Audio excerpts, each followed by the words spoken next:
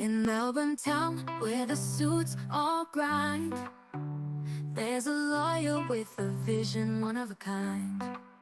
He's the Aussie overlawd. He'll fight for your rights, and he's got his own channel shining.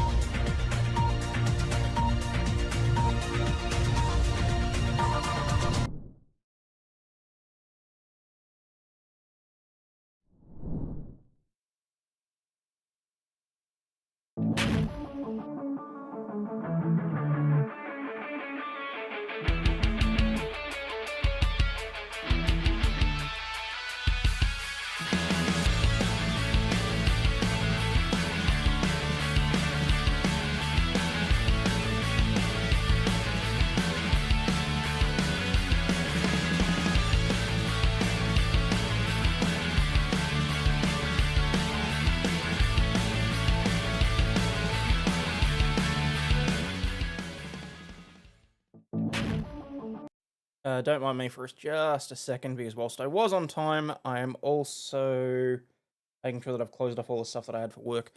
Good afternoon, good evening, and good night, guys. Hope you're doing well, or good morning to those of you in the US, I should say. Like it says on the stream, yes, I still have my camera covered. Since you picked up on it, well done. Good for you. Good for you. I'm not planning on this being a particularly entertaining stream. I'm catching up on some things that I'm supposed to look into and reread various bits and pieces for the last couple of weeks.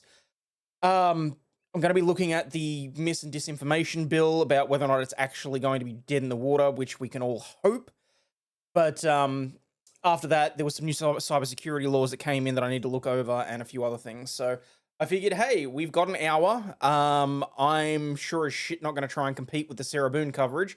So yeah, we'll just spend some time doing what I would ordinarily be doing. So what I thought I might do is, just so that you guys get a sort of a flavor of it, I'm going to start with a Sky News video. Just you're explaining to others. Fabulous. But I mean, it's also about wrapping my head around what amendments are being made, what changes are proposed. I do know that our Conservative Party, which is ironically called the Liberals, are opposed to it, but are suggesting that they bring in their own thing. So I'm sort of just doing a little bit of a deep dive into my own stuff so that I can wrap my head around it, really, so that I can provide you guys with a half-decent opinion on it. Where are we? And I just need one thing. That up.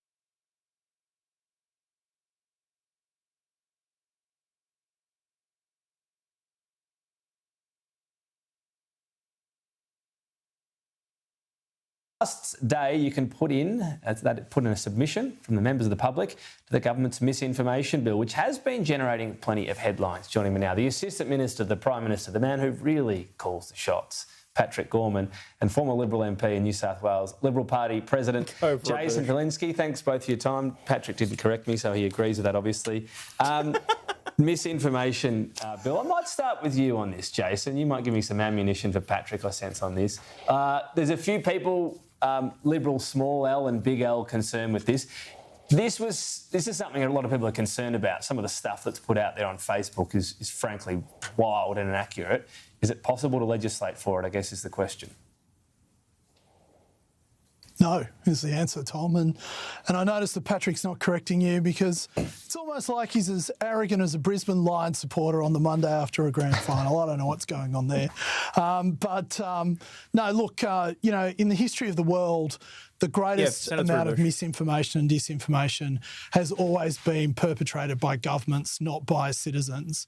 And you should always be very, very scared when governments tell you that they're going to fix a problem like this.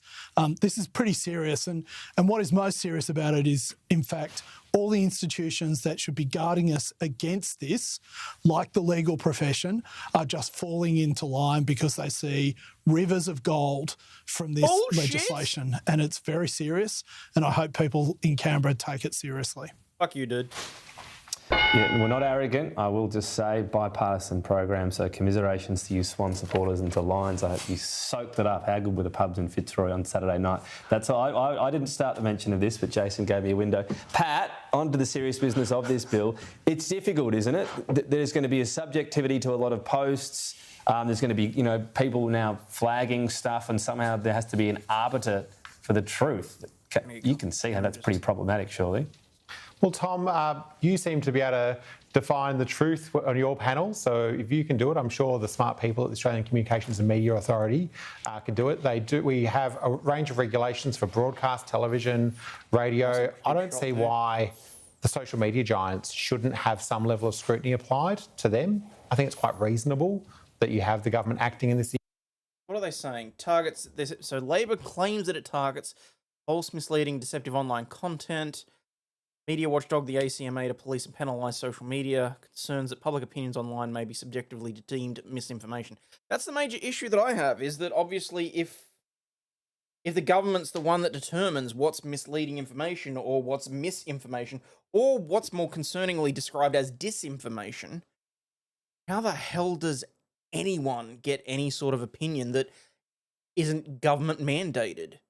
Like, Coalition opposes the laws amid overreach and censorship concerns, but have said that they'll bring in their own.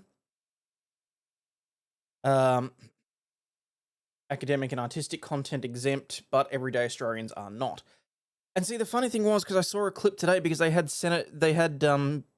question time, and they had so it's currently going through the Senate. The government is trying to ram this through harder than.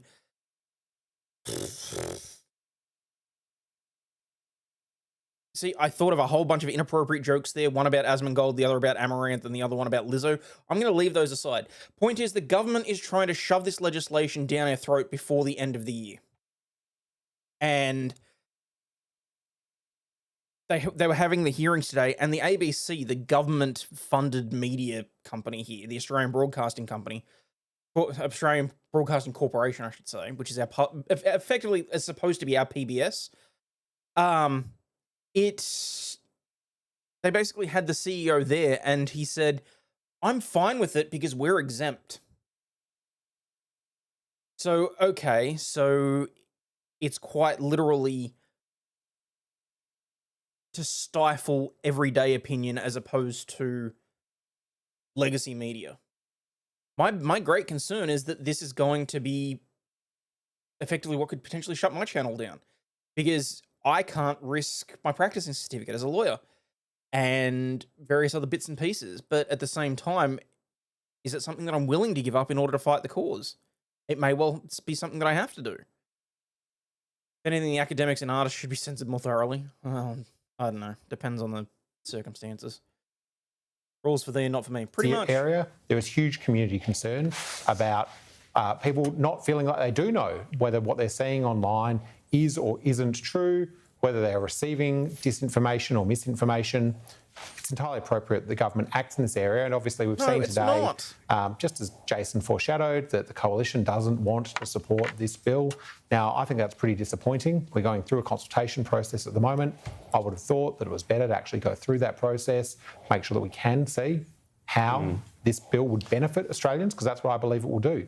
It will mean that people are more confident when they're reading news, reading information, wherever it be, whether it be on a standard news platform or a social media platform. That's what people want. I thought one of the interesting contributions on this... God forbid you leave it up to the individual to make an informed decision, having accepted information from a variety of sources, instead of only government-approved propaganda.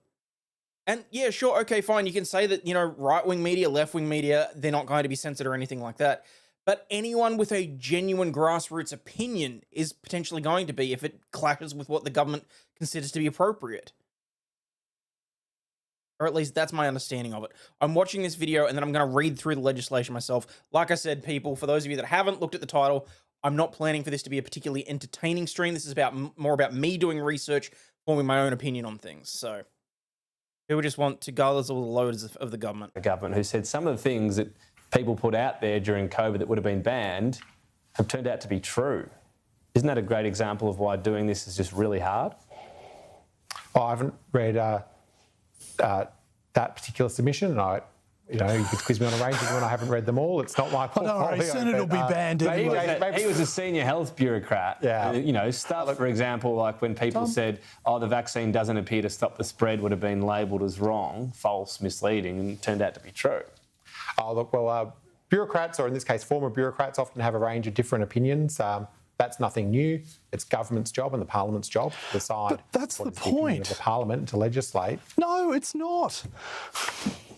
Yes, it is. No, It is the it's parliament's not. job to legislate. This is really You can't Orwellian. disagree with me on this, Jason. No. It is not the parliament's job.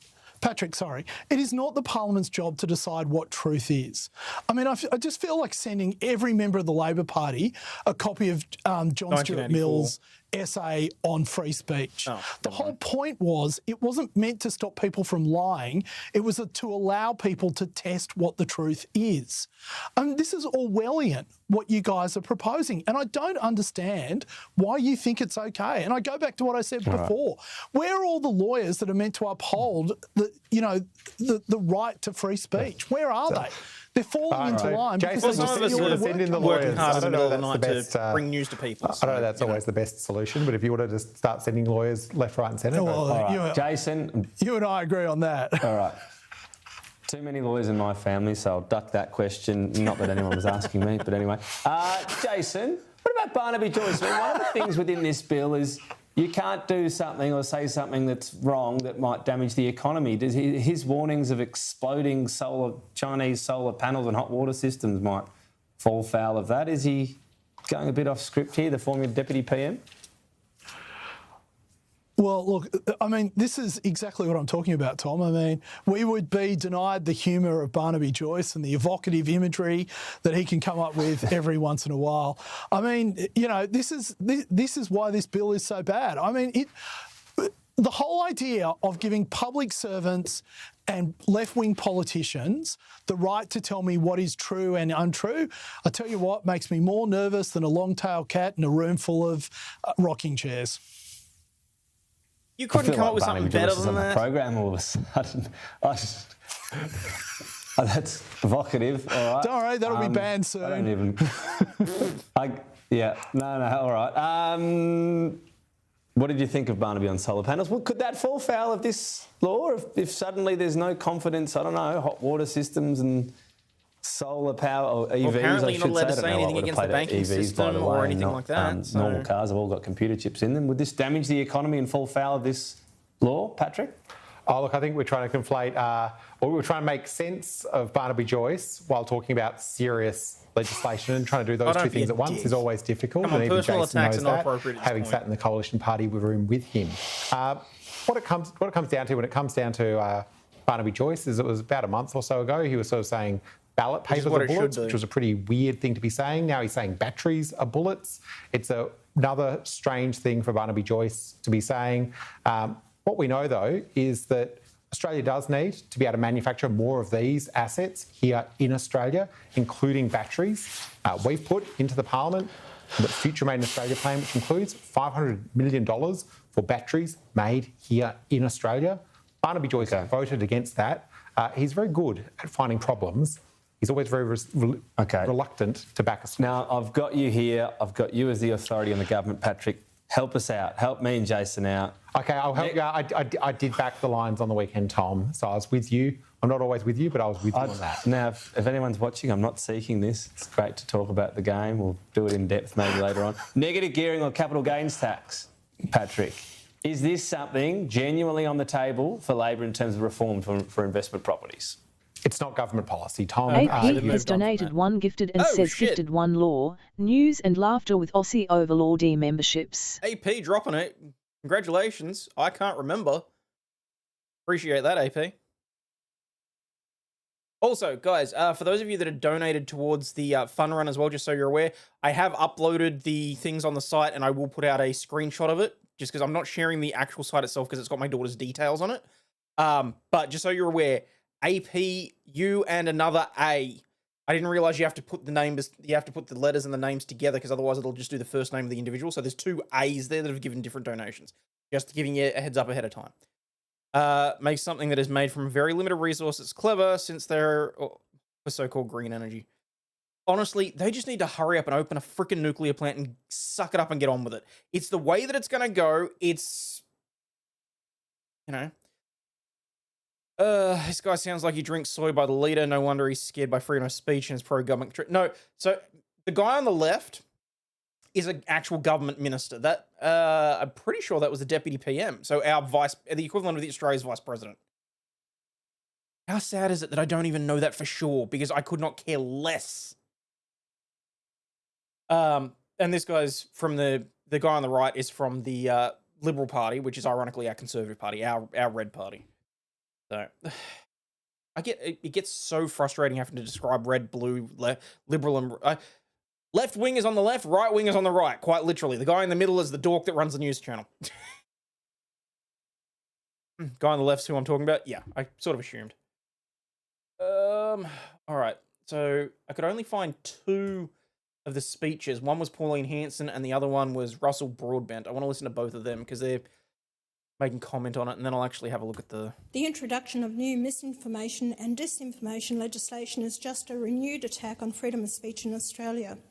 Labor has never understood freedom of speech or how it works, and people always fear what they don't understand. That's why Labor wants to shut down freedom of speech. That's why Labor wants to give itself the power to decide what is misinformation and disinformation, and use this power to silence honest debate and honest criticism. Labor is appalled at the very notion that Australians still have the right to say things that Labor doesn't agree with. Labor doesn't trust the Australian people to sort out truth from fiction for themselves. With this bill, Labor shows its contempt for the intelligence of the Australian people. Labor will use this power to silence dissent. If you speak the truth that gender ideology is contrived nonsense, or that climate change is a scam, or that COVID-19 vaccines are harmful, Labor will have the power to silence you. This bill has all the evidence this country needs to have a good, hard look at enshrining the right to free speech in... Coke Ferry, so we have ours on rotation, so I should know this off the top of my head, but it is late at night. The Senate is, if you're elected to the Senate, you're there for 6 years, but they rotate half of them out every 3 years. For the People's House, which is the House of Representatives, it is every 4 years, and we're actually coming up in ours in May, which is sort of why Labor are trying to force this through now, in the hopes that they can try and, as far as I'm concerned, try and control a little bit of what's being said leading up to that.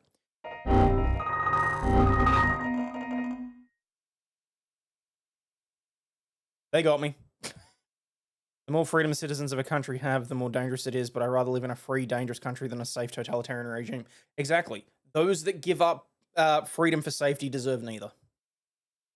In the One thing Constitution, I've always been able to agree One with. Nation tried to move an inquiry to kickstart this process. Labor opposed it along with those other staunch opponents of free speech in Australia, the Greens. When are Australians going to wake up and understand these parties for what they are? They despise democracy and the principles which underpin its foundations. There is no democracy in Australia without freedom of speech, its most important principle. One Nation will oppose this legislation. We will always fight to protect true freedom of speech in our continual efforts to defend Australian democracy. And I want the people to fully understand this. They have their rights, they have a right to have an opinion, and everyone has a right to actually have a say. Freedom of speech needs to be protected, and that's what we will fight for. Well, yes, Bush, I have to quote an American on that because, like I keep saying, you guys need to defend your Bill of Rights as far as possible. Now, I'm just going to let this play through because I'm hoping that some of the other... Nope, none of the other ones popped up. All right, so this is Broadbent. I think he goes into a little bit more detail. Give the call to the member for Monash. Thank you, Speaker. Today is a dark day and one that does not bode well for the nation. The government's so-called Combating Misinformation Bill marks the beginning of the end for free speech and democracy in Australia. Make no mistake, this bill is another alarming example of overreach and a step towards government tyranny about what we can and cannot discuss. It gives the government unfettered power and control over Australians and their right to exchange ideas, thoughts and opinions. Do you realise what we're risking here? Free speech is the bedrock of democracy, and as Benjamin Franklin said, there is no such thing as public liberty without freedom of speech. The bill compels digital platform providers like X and Facebook to censor content that may contribute to serious harm. But who makes that decision?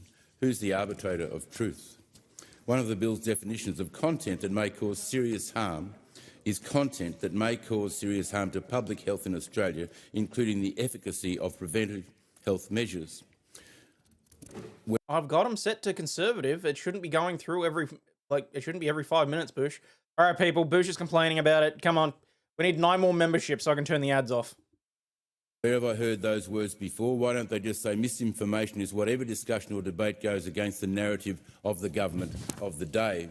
Because it appears that anyone with a view that's contrary to the government's narrative is going to be in the firing line, just like during the pandemic when our government, the government I was a part of, censored 4,000 social media posts as misinformation, many of which proved to be absolutely true. I'm not alone in my concerns. In giving feedback on the original exposure draft, the Law Council rightly outlined concerns that digital platform services lack the expertise and resources to identify and distinguish misinformation. AP has donated 1 gifted and says gifted 1 law, news and laughter with Aussie Overlaw'd memberships. On your AP, and well done to Kathy. Who were missing in action. So, see, they claim X and Facebook have to moderate, no, or just cut off access to Australia. During the pandemic, said the bill didn't strike the right balance between censorship of objectively untrue content and protection for freedom of expression. It seems this final bill hasn't adequately addressed either of these legitimate issues, so why is it being rushed through? I agree with Dr Philip Altman, a pharmacologist with 40 years' experience as a clinical trial and drug regulatory affairs consultant, who believes the biggest peddler of misinformation during the pandemic were the government and unelected health bureaucrats. That's because they falsely claimed that the experimental gene-based mRNA injections were safe and effective, when this was not supported by the available evidence, even from the pharmaceutical companies themselves. Falsely claimed the senseless vaccine mandates would help stop transmission when they were never tested for that. Falsely claimed the COVID injections would keep you from getting COVID, getting seriously ill or going to hospital. Falsely claimed masks prevented transmission or infection. Falsely claimed it was a pandemic of the unvaccinated. Falsely claimed that early treatments were unsuitable. Falsely claimed there was no clinical evidence to support ivermectin or hydroxychloroquine in the treatment of COVID-19. And worst of all, the vilification... Pet Goldfish 101 has donated 1 gifted and says gifted 1 law, news and laughter with Aussie Overlaw'd memberships. Very much appreciate that. 7 away. Thank you. Censorship of doctors, academics and scientists who raised the alarm about the safety of the vaccine. Oh, Jim, you joke, but you know what's hilarious? The government set up a web page where you could report mis and disinformation. The website crashed because people kept reporting the government's policies in their web pages where they lied. Vaccines. But here's the rub. Professional news services, mainstream media are excluded from this bill so they can... Goldfish 101 has donated 1 gifted and says gifted 1 law, news and laughter with Aussie Overlaw'd memberships. Congrats to Out and About with Diane. We are now 6 away. Good job. Or cause harm without fear of repercussions. Anyone sees a big red flag here? Based on what I've observed over the last nearly 5 years, it's deliberate suppression of information by the media that I find most sinister. For example, their failure to disclose the vested interest of so-called health experts, expert committees and institutions providing public advice. Failure to report on the doctors and health practitioners being deregistered and suspended for daring to disagree with the government's narrative. Failure to put pressure on the government to reveal the contractual arrangements with vaccine manufacturers. Failure to ask about the estimated 30,000 XX deaths since the rollout of the jabs. Failure to hold the TGA accountable for failing to investigate the more than 140,000 reports of adverse reactions to the jabs. Failure to highlight the minimal to near zero risk of COVID-19 in the young versus the risk to the elderly. And most heinously, the failure to cover stories of the vaccine injured, including the thousands of injured Australians who aren't even eligible for compensation because of the illogically narrow eligibility criteria. We constantly assured that the science is settled and bombarded with propaganda to follow the science. But surely this dogma has no place in science. Surely our doctors, academics, scientists must be free to ask questions about assertions and debate issues. These are truly unprecedented times. 25 years in the parliament, I've never seen legislation like it. This is not the country I grew up in, and it's heading in a direction that I fear for future generations. Today, I urge Australians to stand up and speak out on this bill while you still can. What party is he? Well, he's an independent, so he's not. Hang on, let me have a look. See what he actually is affiliated or not. I don't believe he is. I believe that Russell Broadbent is a legitimate. Russell Broadbent.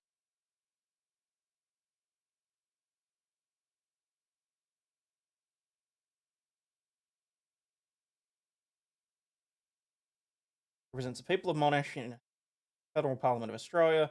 Vocal advocate. I think he's one of the few that actually got voted in on the basis that he was an independent. Otherwise, I dare say he was probably a part of the Liberal Party, I assume. Born and raised in Kuirup. Ugh. That stuff.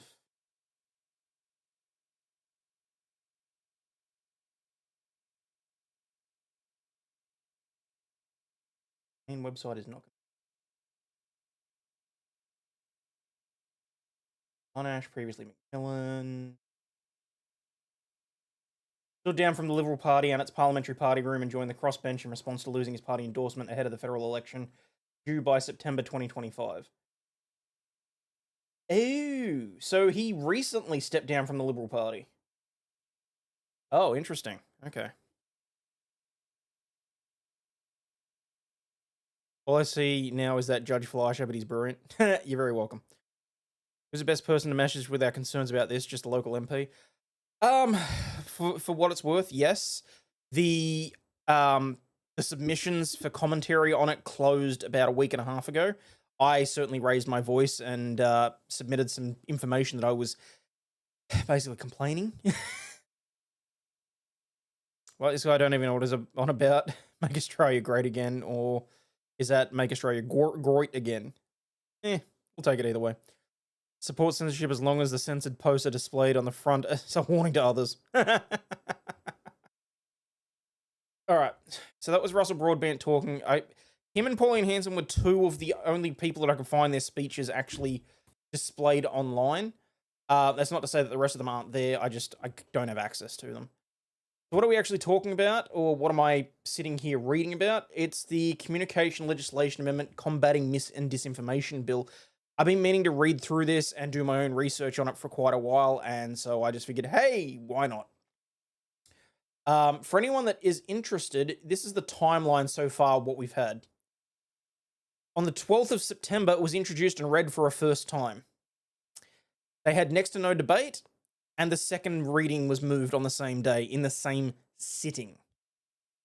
Second reading debate started on the 8th of October, and it's been moved to a ministerial cabinet so that they can sort of look over it and debate it and have the meetings with the ABC and a few other people to comment on it.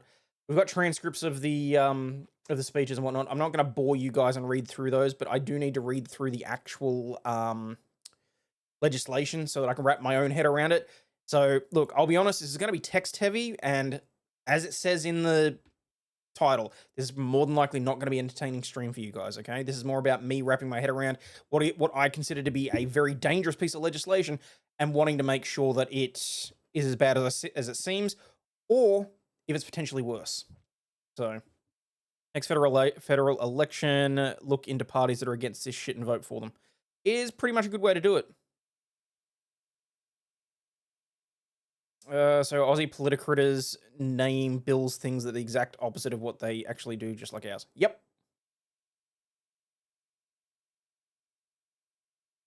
How about we put on an AI reader to read it?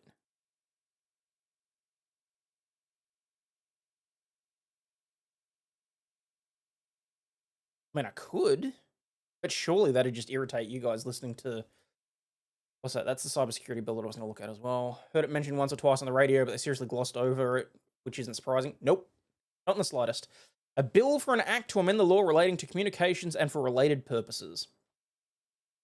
You know what? I'm going to switch pages. I'm going to put OBS over here. I'm going to put this on my main screen so I can... Page marker does not have access to certain pages. Please try again on another website. What the hell? If I download it and open it elsewhere.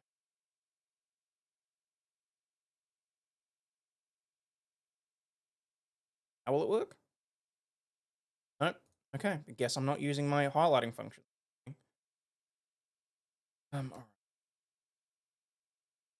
Main amendments, consequential amendments, transitional amendments, interim amendments. And see, the annoying thing here is that they're going to hide a whole heap of the shit that they're talking about in amending other legislation. They won't include the full wording of it or anything like that. It'll just be, okay, short title, commencement. Each provision of the Act specified in column 1 of the table commences or is taken to have commenced in accordance with column 2 of the table. Don't really care about the time. Schedules, main amendments. Broadcasting Services Act 92, insert Schedule 9. Schedule 9 has effect. Schedule 9, digital communications platforms, part 1. Okay. What have they said? Some digital communications platform providers are subject to requirements in connection with misinformation and disinformation on digital communications platforms. These platforms must make specified information publicly accessible and must comply with the requirements in the digital platform rules in relation to risk management, media literacy plans, complaints and dispute handling. The Australian Communication and Media Authority has a graduated set of powers in relation to misinformation and disinformation on some kinds of digital communication platform. The ACMA may make digital platform rules requiring digital communication platform providers to keep records and report to the ACMA on matters relating to misinformation, disinformation on digital communication platforms. Let's just take digital communication platforms and replace that with social media companies. And I mean, if we really wanted to get technical, that could potentially also affect things like email server providers and very simple. It's just Orwell's 1984 brought to life. Don't even need to read it, although let's read it anyway. Well, see, and that's the really terrifying thing, is that 1984 was supposed to be a warning. It wasn't supposed to be a manual, and they seem to be following it word for word. I'll vote for people in the US. Look at the person that is for the bullshit laws and vote against them. Yep. Who gets to monitor the monitors? Well, that's the damn thing.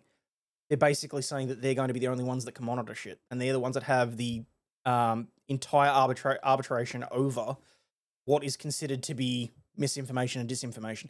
And the scary thing is that this would also give additional powers, is my understanding, that's why I'm sitting here reading this, to the E-Safety Commissioner, Julian Grant, the cow that used to work at X and has an axe to grind against Elon.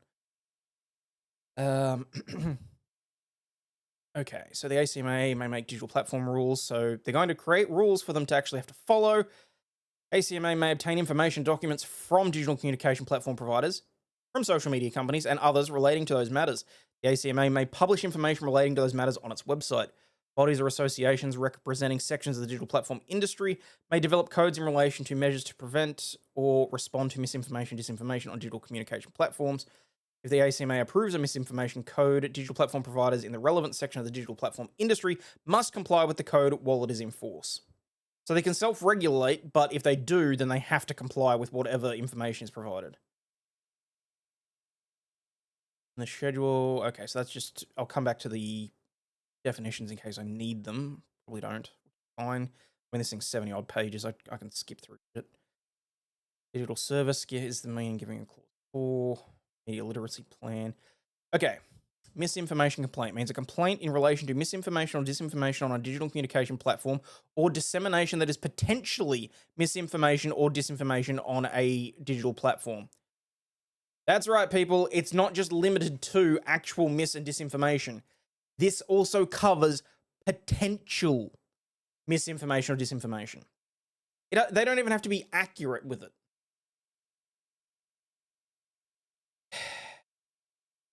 I've just lost. Oh, there it is. Social chat window up there so I can see it. Misinformation standards, news content, participant, post. If this comes in, where will satire fit? Now, allegedly, there are exclusions carved out. Now, I have no idea whether or not that covers satire and parody. I know specifically it covers research and artistic merit, and look, arguably satire would come in under artistic work, but the way that this could be used and abused, I don't like it. Or at least the previous version of the bill. Your mum's a fat cow, Australian government. That's true. All subjects, that is, citizens that will be assigned a social reliability score, citizens with an SRS below a certain score, verboten from participating in social media. Would sound about right. So if we're saying in Power World and Minecraft, does that protect us? Nope. Key concepts. The meaning of a digital service. For the purpose of the schedule, a digital service is a service that delivers content to persons having equipment appropriate for receiving that content, where the delivery of the service is by a means of internet carriage service. Literally. How broad is that?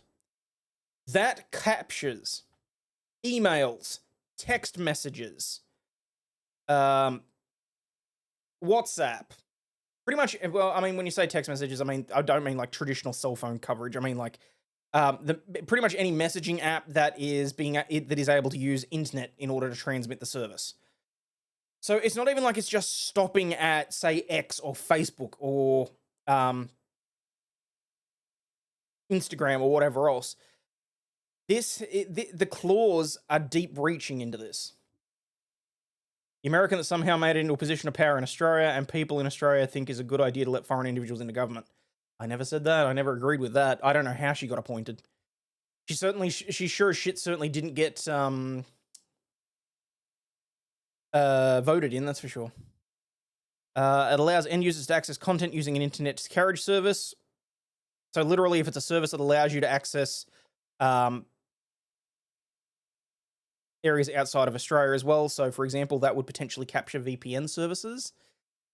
The service is provided to the public, whether on payment fee or otherwise, and the service is often Australia, but does not include, to the extent to which it is, a broadcasting service or a data casting service. Which is a fancy way of saying legacy media is excluded. So we all need landlines again? Well, they'll probably wind up tapping those. For the purpose of the schedule, a digital communications platform is a digital service that is a connective media service or a content aggregation service. Seriously, they're going to get RSSs in this as well. An internet search engine service. Captures YouTube, captures Google. A media sharing service, a kind of digital service determined by the minister under so if it's not already caught under all of those broad sections, if the minister involved determines it to be a service, it automatically is. It's like anything that can be plugged into the internet will be subjected to this oil-in law. This is why I have issues with it. Does not include a digital service to the extent which it is an internet carriage service. Okay, so NBN and whatnot are excluded. SMS, like I said, traditional cell phone and MMS services are excluded. Connective media services, content aggregation services, internet search, and media sharing services. For the purpose of the schedule, digital service that satisfies the following is a connective media service. The primary function of the digital service is to enable online interaction between two or more end users. A fucking chat room. Digital service allows end users to link to or interact with some or all of other end users. There's X, quite bluntly described there. Digital service has an interactive feature. Such other conditions if they are set out in the digital platform rules. For the purpose of the schedule, a digital service that satisfies the following conditions is a content aggregator. Primary function of the digital service is to collate and present to end users content from a range of online sources, including sources other than the digital service.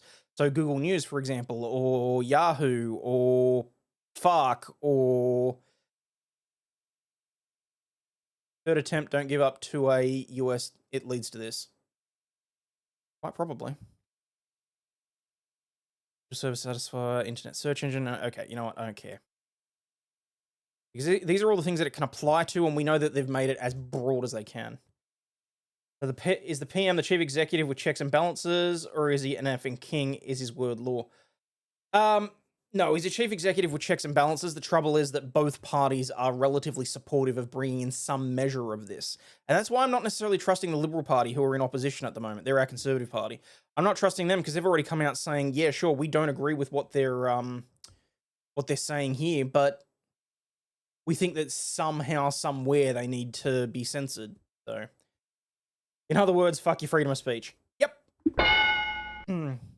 Interactive feature, digital communication platform provider, What content is provided on a digital service? For the purpose of the schedule, content is provided on a digital service if it's delivered by the digital service or accessible to end users using the digital service. So a tweet. When the service is provided to the public, extended meaning of the use using. Don't really care about any of that. Okay, here we go. Part 2. Misinformation and disinformation. That's just what they are going to do to the big fish. Get to the part about what they're going to do to the plebs. That'll be fun. Where we are.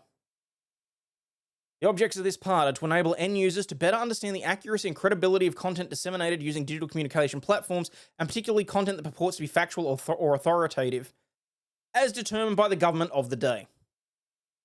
To ensure digital communications platform providers publish policies or information on policy approaches in relation to misinformation and disinformation on digital communication platforms, and take other steps to enhance transparency in relation to disinformation on digital communication platforms. To enable one or more bodies or associations that the ACMA is satisfied represent sections of the digital information industry, to develop one or more codes that require participants in those sections of the platform industry to implement measures to prevent or respond to misinformation and disinformation on digital community. Basically, they want to have a policy in place to make sure that if the government sees something they don't like, that, for example, X will remove certain tweets, shall we say, and that there is a policy that will going to end up with a country intranet, pretty much. I was asking if the branches of government check each other. Well, see, here's the trouble, Bush, because for us, we've technically got 3 branches of government. We've got the judiciary, the legislature, and the executive. The trouble is that the executive is made up of members of the legislature. So for us, whichever political party gets voted in as the majority in the House of Representatives at the federal level form government. It's their political party, and then between them, they get together and decide who's going to be the prime minister, our sort of equivalent of the president, and the vice prime minister, deputy prime minister, who is our vice president. They then put the ministers in place, who are 10 to 12 high-ranking members of the political party that form government. So no, is the long and the short of it.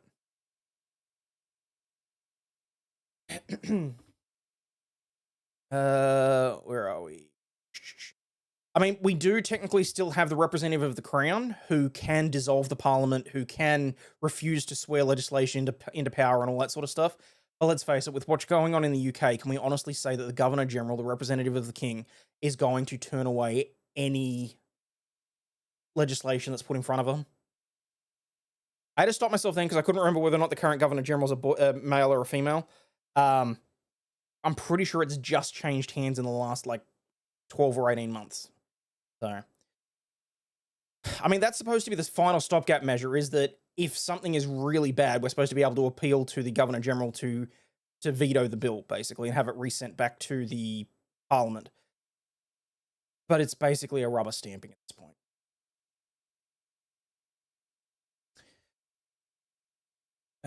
To enable one or more bodies of the associations to be that they're satisfied, to enable the ACMA to approve codes and determine, provide the ACMA with powers with respect to freedom of expression to take action for the purposes of this part. How the fuck does that gel together? To provide the Australian Communication Media Authority with powers with respect to the freedom of expression to take action for the purposes of this part. To take action against individuals for their freedom of expression. Not to protect it, but to smother what they class as mis and disinformation. And to ensure that the Australian Communication Media Authority examines systemic issues relating to conduct of digital communication platform providers in relation to misinformation, disinformation on digital communications platforms. So basically, they're giving the ACMA more teeth to deal with issues, for example, like X. Here we go. Exemption for certain digital communications platforms. Divisions 2 to 5 do not apply to a digital communication platform that is an email or service. Good. A media sharing service does not have an interactive feature. Ironically, for example, Netflix would still be picked up by that now that they've introduced Netflix gaming. But actually, theoretically, even the thumbs up and the thumbs down when you're clicking on videos would potentially be classed as an interactive feature as well. A digital service that the minister determines is excluded for the services as an excluded service for the purpose of misinformation under subclause 3. Digital platform rules made for the purposes of this part, approved misinformation codes and misinformation standards do not apply in relation to email services media sharing that does not have interaction, and a device service that the minister determines is excluded. Where are we? Sorry, my chat sort of stopped there. Making my way down. I don't want to move to Australia because your nonsense is far more simple than our nonsense. We got 50 states, hundreds of mayors, city councils, districts. That's the federal level, Bush. At some point, I will do a proper stream on the 3 levels of government. Why we can more or less eradicate an entire level of that government, but you'll understand that it's still quite shit. Have you never heard the Vietnam War quote, "We had to destroy the village in order to save it"? Somebody said that with a straight face. They gave us the internet, now they want to take it away. Major annoyance for me, Aussie news articles with no comment sections. Yeah, that'd do it too. Okay, here we go. Meaning of misinformation and disinformation. For the purposes of this schedule, dissemination of content using a digital service is misinformation on the digital service if... Really wish that the damn highlighter was working.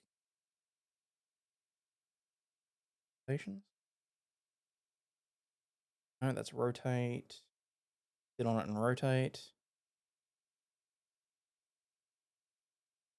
No, that is not what I wanted.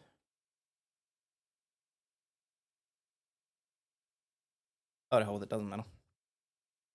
The purpose of this schedule: content that contains information that is reasonably verifiable as false, misleading, or deceptive. So, if the government decides that it is reasonably verifiable that something is false, misleading, or deceptive in their entire discretion, it's considered to be misleading. It's considered to be misinformation. For example, as the individuals said during those speeches, certain things that were said about certain or certain banking situations, or anyway, and it's content that is provided on the digital service to one or more end users in Australia, and the provision of the content on the digital service is reasonably likely to contribute to or cause serious harm, and the dissemination is not excluded dissemination. For the purposes of this schedule, dissemination of content using a digital service is disinformation if the content contains information that is reasonably verifiable to be as for false or misleading and deceptive. The content is provided on a digital service. The provision of the content is reasonably likely to cause or contribute to serious harm, and the dissemination is not excluded in dissemination. And either there are grounds to suspect that the person disseminating or causing a dissemination of the content intends that the content deceive another person, or the dissemination involves inauthentic behavior. That's pretty much every word that's ever come out of a politician's mouth. If Australian shit doesn't have peanuts and flecks of teeth and quills and poison gas, there's less of it. US lawyers bonkers. Okay. Of course, no comments. I'd tear them apart for the lack of fact-checking, grammar, and bloody spelling. Bloody hell, most of the time articles don't even make sense. The purpose of the schedule in determining whether or not the provision of content on digital service is reasonably likely to cause or contribute to serious harm, regard must be had to the following matters. Master Chef, not Master Bait. Thank you very much for that. The circumstances in which the content is disseminated, the subject matter of the information that the content is reasonably verifiable as false, misleading, or deceptive, the potential reach and speed of dissemination, the author of the information, the purpose of the dissemination, whether the information has been attributed to a source, and if so, the authority of the source, and whether attribution is correct. Other related information disseminated that is reasonably verifiable as false, misleading, or deceptive. The minister may... Oh, hang on. Any matter determined by the minister under subclause 4 or any other relevant matter. The minister may, by legislative instrument, so effectively an executive order, determine that a matter to which regard must be had, determining whether or not a provision of a content on digital service is reasonably likely to cause or contribute to serious harm. Meaning of serious harm. For the purposes of this schedule, serious harm is harm to the operation or integrity of a Commonwealth, state, territory, or local government electoral or referendum process. Could those of you in America maybe just help me out with why commentary on, for example, the harm to the operation of or integrity of an electoral or referendum process might cause issues? Why criticizing said process might cause issues? or might harm the public health in Australia, including to the efficacy of preventative health measures in Australia. That one they've specifically thrown in there because of COVID. Vilification of a group in Australian society is distinguished by race, sex, religion, sexual orientation, gender identity, intersex status, disability, nationality, or national or ethnic origin, or vilification of an individual because of a belief that the individual is a member of such group.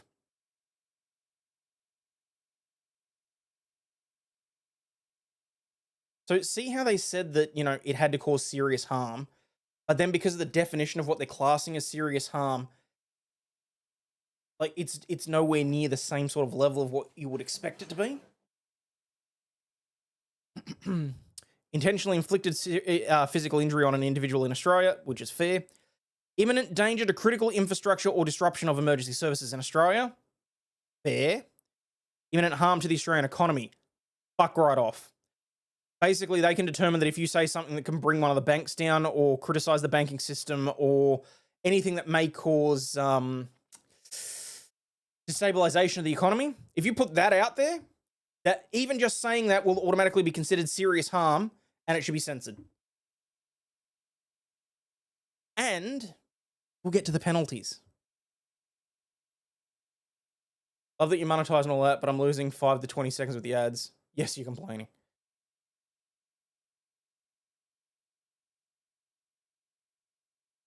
Significant and far-reaching consequences for the Australian community or a segment of the Australian community, which is one of the broadest freaking things I've ever seen. I mean, if you're not already catching pretty much everybody in Clause C, you're definitely catching anybody else out of Clause G.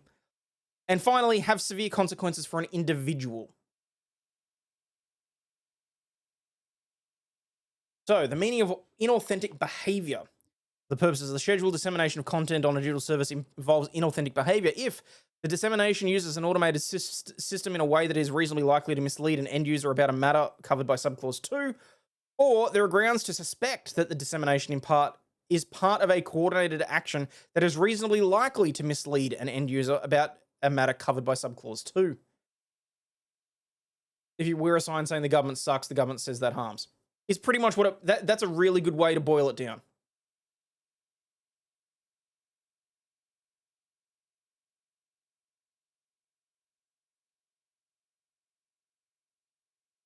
Starting right after the adoption of the Constitution, politicrators have been trying to scheme around it, especially the Bill of Rights. They have just become more blatant, added by the general increasing ignorance of general politics. Okay.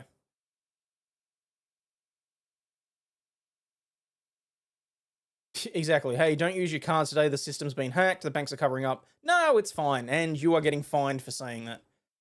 Misleading is determined by the government? Yes. That is what I'm trying to get across here. And that is part of the reason why I was up in arms and submitted some stuff, and I was like, this is not okay. Okay. So, what is the meaning of excluded dissemination? Dissemination of content that would be reasonably regarded as parody or satire. Okay, good. I'm glad to see that. That's new. So, guys, for those of you that don't know, they tried to push this through last year under the bill in 2023. The reason that I'm looking at this now in depth is I want to see what changes they made to try and push it through in 2024. And they are trying hard to ram this through. Think Diddy levels of trying to keep the Australian population quiet.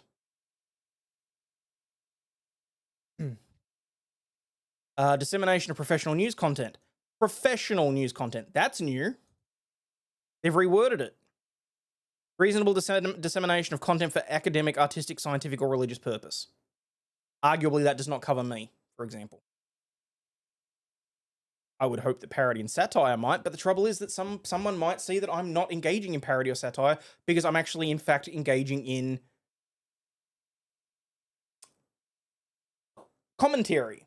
Thank you. That's I was trying to work out what the word was. Dissemination of professional news content, reasonable dissemination of content for academic, artistic, scientific, or religious purpose. I mean, arguably, I could potentially say academic, but I wouldn't count on it. For the purposes of the schedule, professional news content is news content produced by a person who produces, publishes online news content for any of the following formats. Hello, that's new.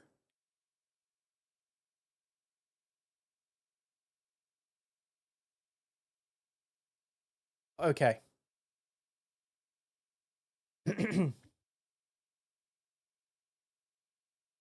A government that silences citizens is not governing. This is true. Correction, Hayden, even Diddy advocated for a line. Okay. Professional news content. Produces and publishes online news content in any of the following formats: a newspaper, a magazine, television program or channel, radio program or channel, a website or part of a website. And I think this may have come out of part of the submissions that we put in. A program of audio, visual, animated or otherwise, or audio, visual content designed to be distributed over the internet. A program of audio, visual, animated or otherwise, content designed to be distributed over the internet. I was so worried they were going to have me by the short and curlies. That was not in there to the same degree as it was. What qualifies as professional news? Cannot anyone be a news reporter? No, so we don't have the same thing here, Coke Ferry. So because of the First Amendment in America, it's ridiculously easy to be considered a citizen journalist. Here, in order to be recognized, you've got to be part of the association, you've got to do various bits and pieces, or you have to work for an accredited news media organization. I specifically looked into it. I was actually going to work in concert with some people in the US to set up basically a shell company so that I could be acting on behalf of an American news agency and get around it that way. Occasionally, Bush is very profound. FBI just quietly updated their crime data for 2022. Turns out it was missing thousands of crimes. Updated data shows there were 80,029 more violent crimes than in 2021. Damn. Not unless you work for Murdoch. Fair. Accredited by who? I can't remember the name. There's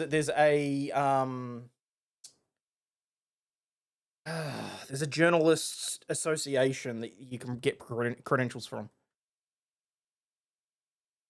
Oh no.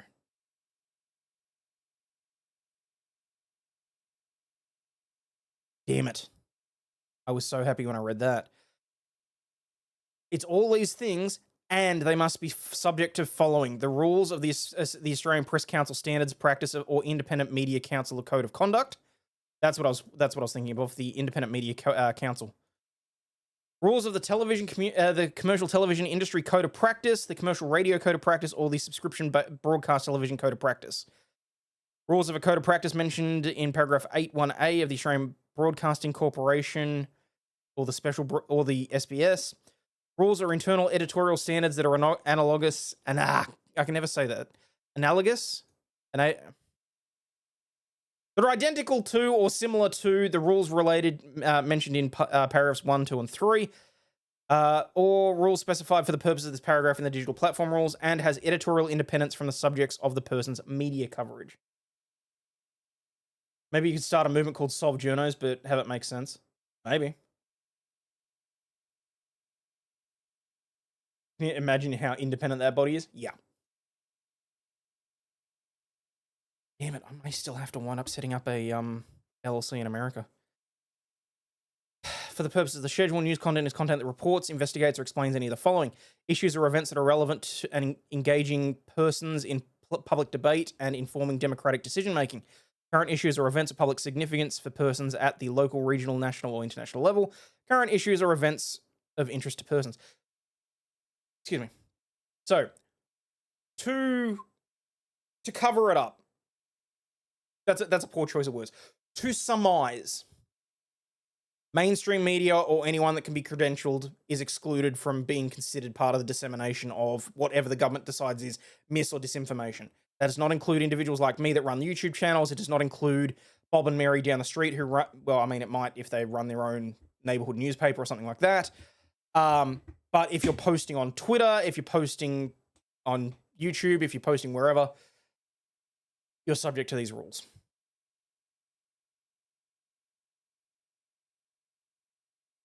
Analogous, you had it? Oh, thank you. Transparency. Oh, yes, because we're all for transparency. A digital communication platform provider or a digital communications platform must ensure the following information is accessible to the public on its website. Report. Oh, okay, I don't really care about any of this. So this is the stuff that the platforms, for example, YouTube, X, all that's what they need to make available. I don't care about this. Contravention of requirement to publish information, risk management, compliance with digital rules regarding risk management, remedial direction, media literacy plan. They make a digital platform rule in relation to media literacy plan. Digital communications platform provides to updates. Compliance with digital platform rules. Remedial directions. Contravention of digital platform rules regarding media literacy plan. No. Complaints. Here we go. ACMA may make digital platform rules in relation to complaints or dispute handling. No, don't really care about that either now that I think about it. I'm just skimming over shit like this because we're less than halfway through. 27 pages out of 73. Compliance with digital rules regarding complaints and handling. Remedial directions, don't care. Miscellaneous. Delayed start requirements. Exemption. Record keeping and reporting, don't care. You watch. I'll have skipped over all of this and there'll be something in there that that they've hidden under the wrong heading or something like that, and I'll have skimmed over it. Compliance with digital platform rules regarding records and reporting, contravention of digital platforms regarding information gathering. The ACMA may obtain information documents from digital communication platform providers. Okay, so this is the information that the ACMA will be able to request from, for example, Twitter or from YouTube. Reasonable grounds to believe that the provider has information or a document that is relevant to any of the following: misinformation or disinformation on the platform. That's pretty freaking vague and broad. Measures implemented by the provider to prevent or respond to misinformation or disinformation. They give written notice. However, notice cannot require a person to give information that would reveal the content of a private message. Content of VoIP communication. Digital communications platform provider must comply with requirements. Protected information. Here we go. Here the civil penalties start. Subs clause 4. Digital communications provider must comply with the requirement under clause 2. Excuse me.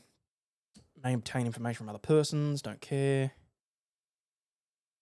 They can copy documents and must reasonably compensate. Hold on to copies of documents. Publishing information. They may publish information on their website relating to the following: misinformation or disinformation. Protected information, publication process. Okay, I'm actually happy with this. I can sort of like skip through a good chunk of this, which I'm happy about. Never understood why they seek to drive people underground as though it's going to stop anything. I know, right? How can you have transparency if only the government agenda is allowed? No, see, that's the thing. The transparency that's in this is that it's not that the government is going to be transparent. It's that they expect the platform social media companies, the news agencies to a lesser extent, to be the ones that are transparent and provide them with information. It's not that the government's going to be transparent. It's that they expect everyone else to be transparent with them. Industry code, participants in section, general principles relating to disinformation. Applicability of particular example will depend on which section is involved. Private messages, VoIP communication, codes to be approved. Making request codes, variation of codes. Codes. These are all the things that they can enforce and impose on the parties. Misinformation standards. Here we go. Limitation in relation to freedom of political communication. The ACMA must not determine a standard under this division that deals with one or more matters relating to the operation of digital communications unless the ACMA is satisfied that it's reasonably appropriate and adapted to achieving the purpose of providing adequate protection for the Australian community from serious harm. Now remember, serious harm is determined as anything that the government decides is going to potentially affect them or the economy.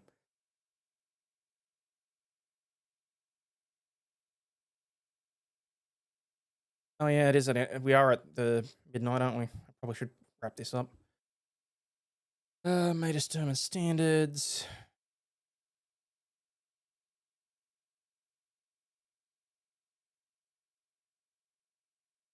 Variation of standards, compliant with misinformation standard. Mention, register of misinformation codes. Don't care about that. Here we go. Okay.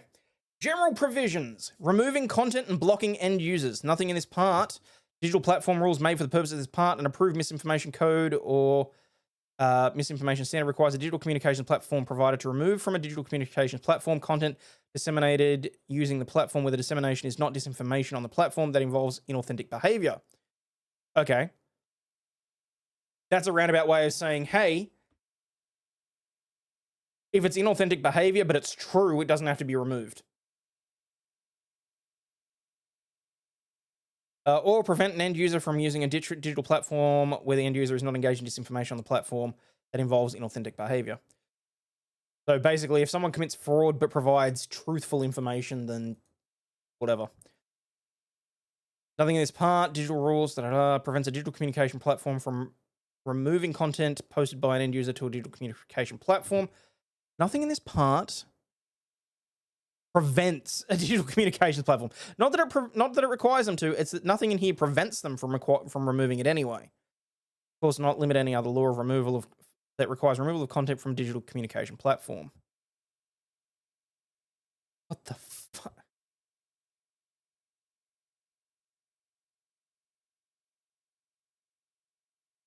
For the operation, relation to other laws, digital platform rules made for the purpose of this part, approved misinformation codes, misinformation codes. Do not limit any of the following. Okay. Enforcement, separate contraventions. A person who contravenes any of the following provisions commits a separate contravention of that provision in respect of each day during which the contravention continues. Public information, giving information to the ACMA, remedial directions, compliance with digital platform rules, remedial directions, compliance with digital platform rules, remedial directions, compliance, information documents from other persons. Okay.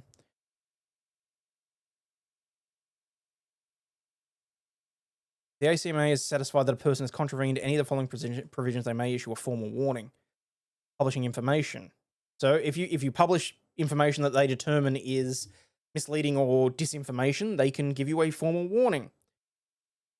Give information to the ACMA, compliance. See, it's very freaking broad, but it's that initial hit.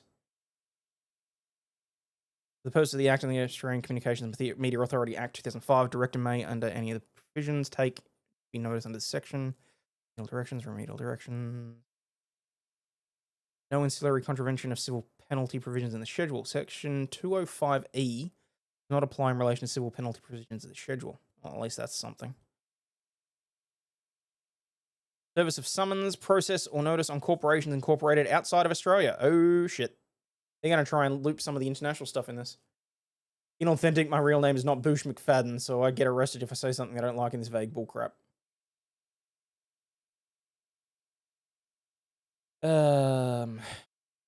Applies to summons or process of the proceedings under connected with the schedule, notice under the schedule, or a notice under any provision of the Act, so far as relation. So, where summons, summons, process, or notice, as the case may be, is taken to have been served on or given to the body corporate if served on or given to the agent. Acquisition of property? Excuse me? Provisions of the schedule have no effect to the extent, if any, to which their operation will result in an acquisition of property within the meaning of Section 51 of the Constitution from another person other than on just terms. Okay. Current operation with state laws, schedule not to affect performance of state territory.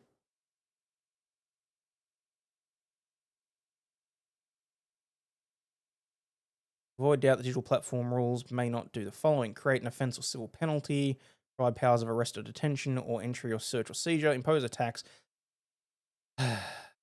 Consequential amendments. Okay, here we go.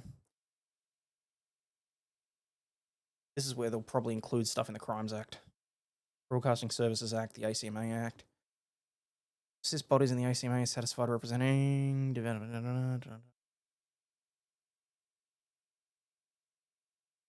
So let me boil this down.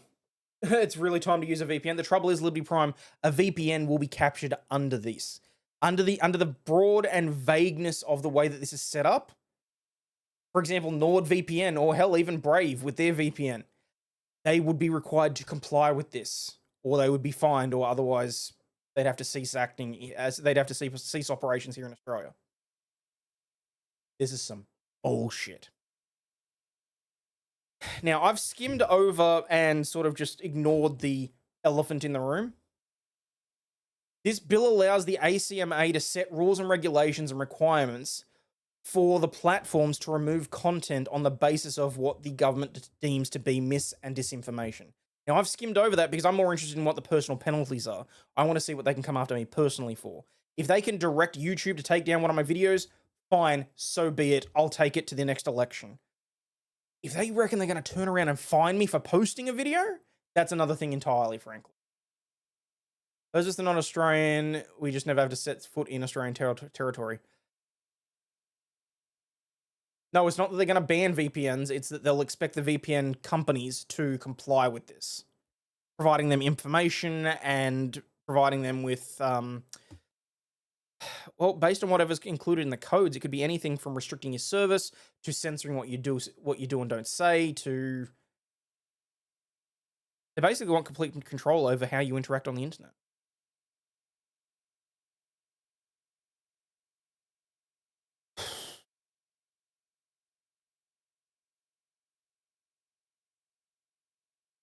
Parliament also intends that digital communications platforms be regulated in order to prevent and respond to misinformation, disinformation on the platforms in a manner that enables public interest considerations.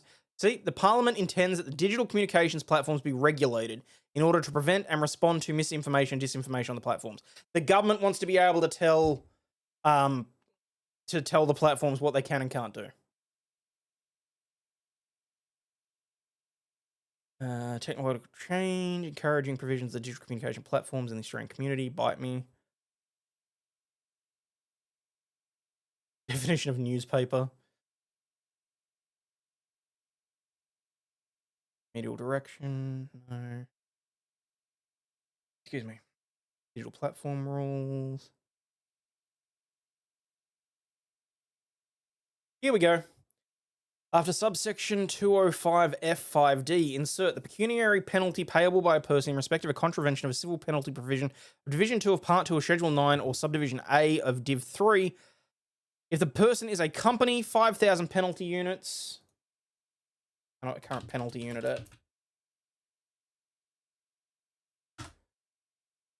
$197.59. So what are we looking at? 5,000 times $197.59 times 1,000.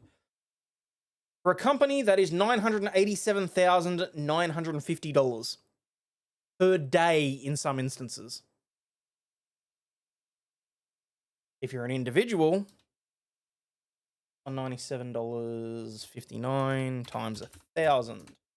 $197,590 potentially per day.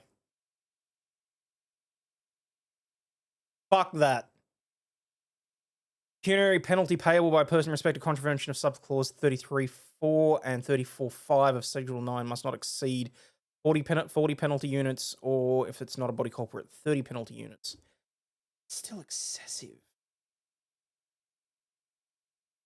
No, it's 5.9, not 5.7 times 30. So even for the minimal stuff, you're still going to get fined $6,000. What the fuck? This was brought on by X. The pecuniary penalty payable by a person in respect of a contravention of subclause 52.1 or 53.3 of Schedule 9 must not exceed, if the person is a body corporate, the greater of 10,000 penalty units, $1,975,900, or 2% of the annual turnover of the body corporate during the period of 12 months ending at the end of the month in which the conduct constituting contravention occurred. Or if the person is not a body corporate, 2,000 penalty units.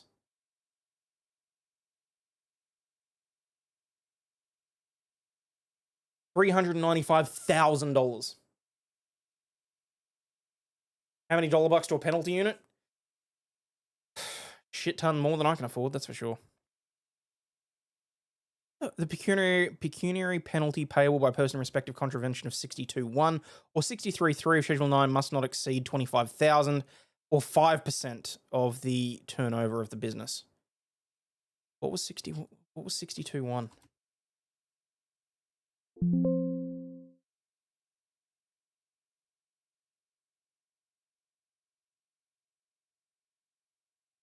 Compliance with misinformation standard. Okay. So yeah, if the government isn't happy with the way that X is handling misinformation, or if they're not happy with the way that YouTube or any other platform deals with it, they can charge them anywhere between $500,000 to $1.9 million.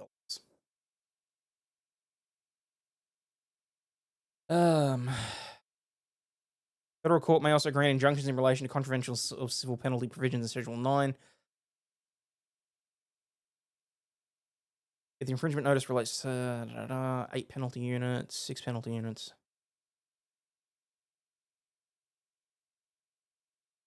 Content, gambling services, promotion. Online Safety Act after Schedule 8 or 9. Telecommunications Act. Transitional provisions.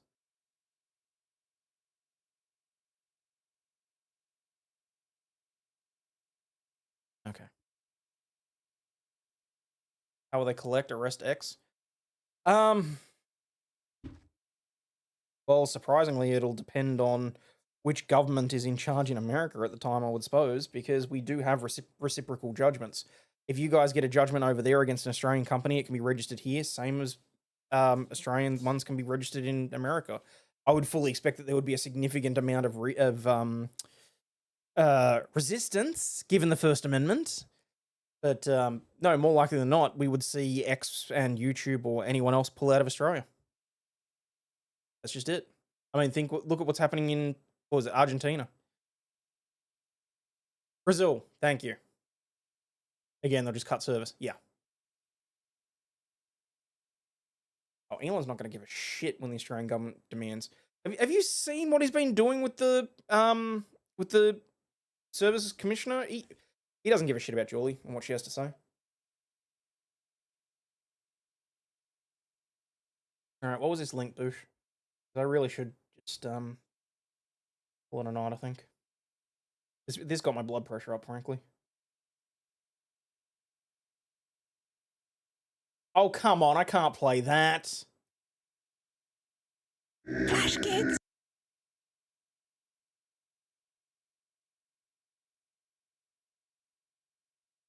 Damn it, Boosh.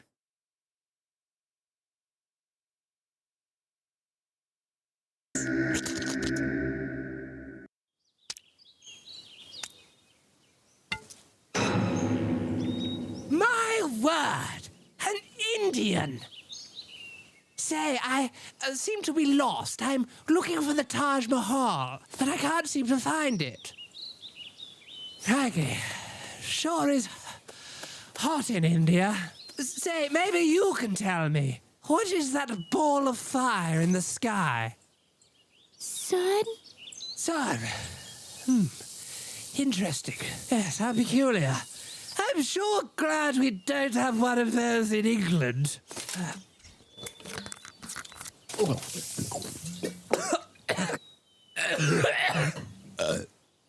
That's where I'm from, by the way.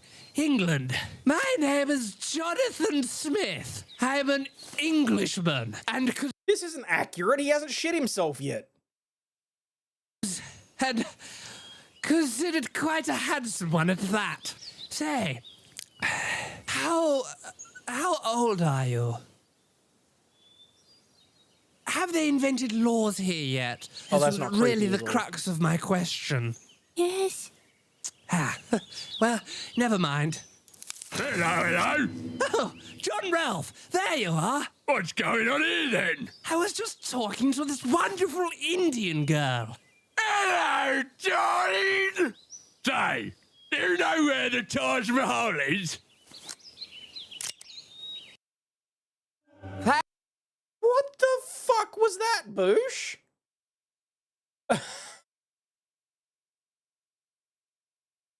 Well, that's getting cut. I can tell you right now when I get an email tomorrow saying, hey, this can't be monetized. This was your payback just because of the ads, wasn't it? Oh, all right. That's what Nightmare's made of. Kind of feels like it, doesn't it, Jill? Anyway, guys, I'm going to get out of here. I'm going to shunt everybody across so you can partake of the Sarah Boone stuff. I am not sure what my plans are dealing with tomorrow. I was supposed to be going to my regional office, but I'll be perfectly honest, my foot still fucking hurts. Excuse me. So I don't know that I'll be able to make the trip, so we'll wait and see. If I'm able to stream, it'll be a dumpster fire stream. But thanks to everyone that stuck around and put up with me reading through some legislation. So I very much appreciate it. But as always, thank you to everyone that's hit the like button, double-checked whether or not you're still subscribed. And as always, stay healthy, wealthy, wise people, and I'll catch you all on the flip side. Double-check whether or not I've actually... No, I haven't actually set up the redirect. 2 seconds. And that was 5 minutes. You never getting back? Tell me about it, Serenity. Sorry about that. But anyway, peace out, peeps.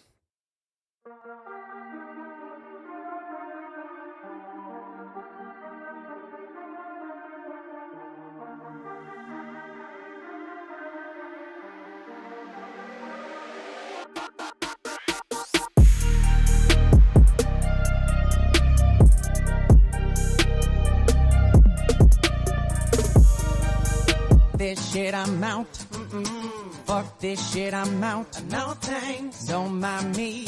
I'ma just grab my stuff and leave. Excuse me, please. Fuck this shit, I'm out. Nope. Fuck this shit, I'm out. Alright then. I don't know what the fuck just happened, but I don't really care. I'ma get the fuck up out of here. Fuck this shit, I'm out.